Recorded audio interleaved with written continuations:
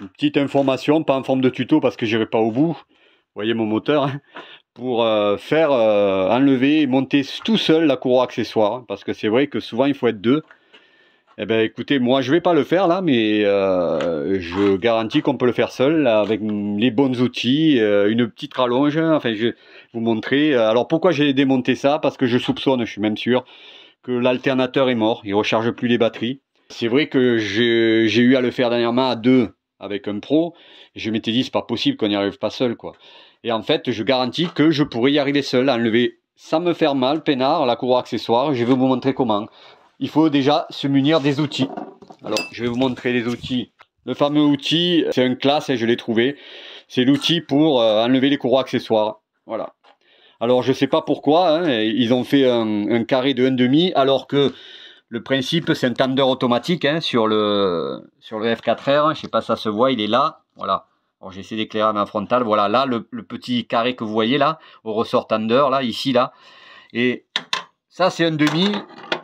Et ça, c'est 3/8. Super. Donc, en fait, si vous comptez l'outil de rentrer directement comme ça, là, bon, je le fais là, n'y pensez même pas, c'est pas la même taille. Donc, il faut automatiquement un adaptateur.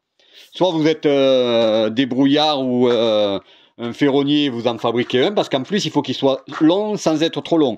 Donc, j'ai pensé en premier à une rallonge 1,5, 3/8, mais c'était trop large et la rallonge en elle-même trop courte. Du moins un adaptateur hein, de 3/8, 1,5, 3/8, ça passait pas. J'ai pensé à en usiner un, c'est bien chiant, on n'a pas bien la main dans le carré. Donc moi, j'ai trouvé, c'est ce jeu-là,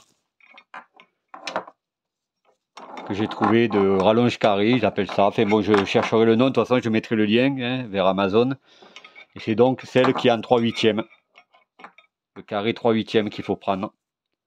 Et qu'il faut monter au bout de l'outil MO pour tendre et détendre la courroie accessoire facilement. On l'adapte sur le hop, voilà. Et là, on a un corps assez mince et on a un carré, du moins 2 fois plus long que celui d'un adaptateur. Ici, vous voyez ça, ce qui fait qu'on va pouvoir bien l'enfoncer au bout du carré du tender de courroie accessoire et on aura une bonne prise.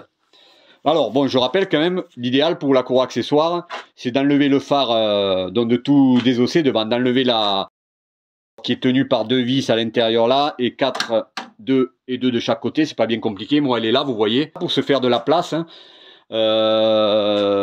naturellement, en dessous, avec une planche en bois, on assure le moteur, parce que le but, c'est d'enlever le support pendulaire ici, hein, qui cache la courroie de distribution qui vient ici. Alors toujours dans l'ordre, hein, quand vous l'avez, vous enlevez d'abord celui-là, vous dévissez, vous soulevez un peu de manière à soulager ces 3 vis.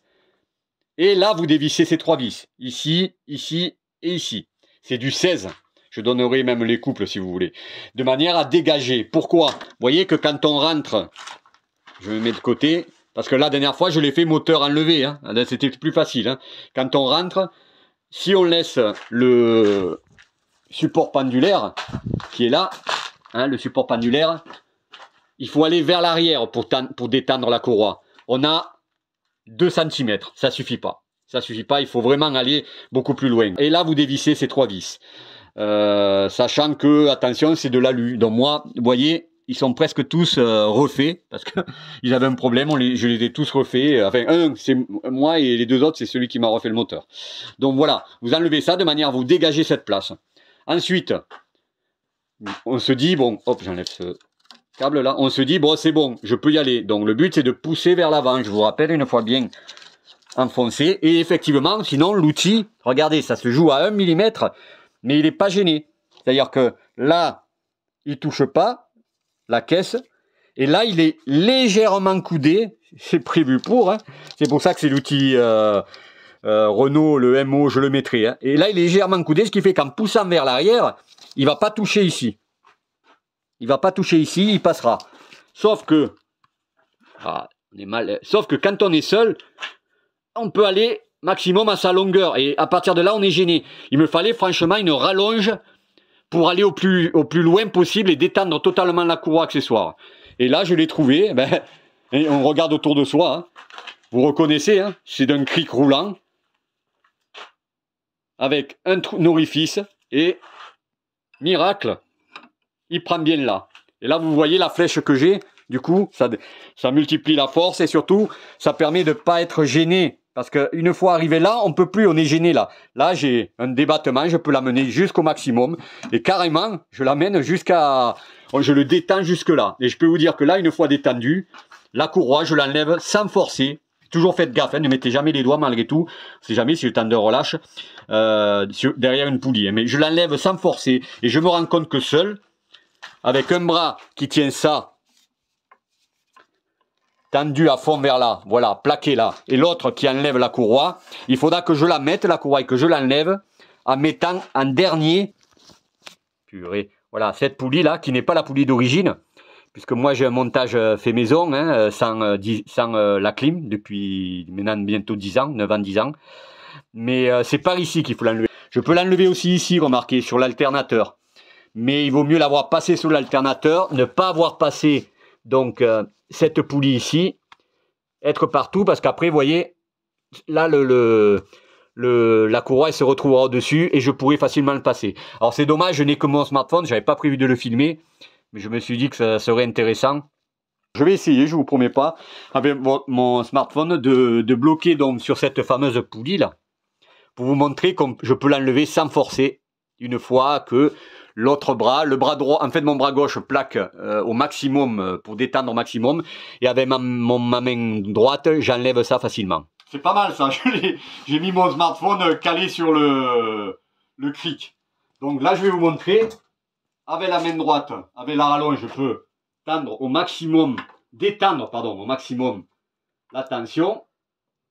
Et regardez, ma main droite, donc seule, je l'enlève comme je veux. Bon, je vais pas le faire parce que mon but, c'était de voir surtout si je pouvais le faire facilement.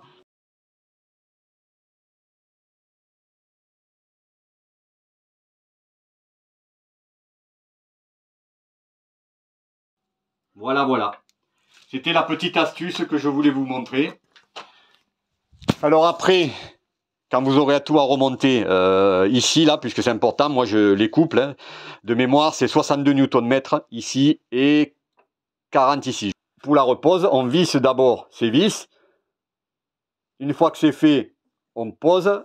Avec le cric, on descend le moteur qui est soutenu, je vous rappelle, en dessous par une petite planche en bois quand même. Hein, c'est de l'alu. Hein, vous ne mettez pas de l'alu contre de l'alu, c'est jamais.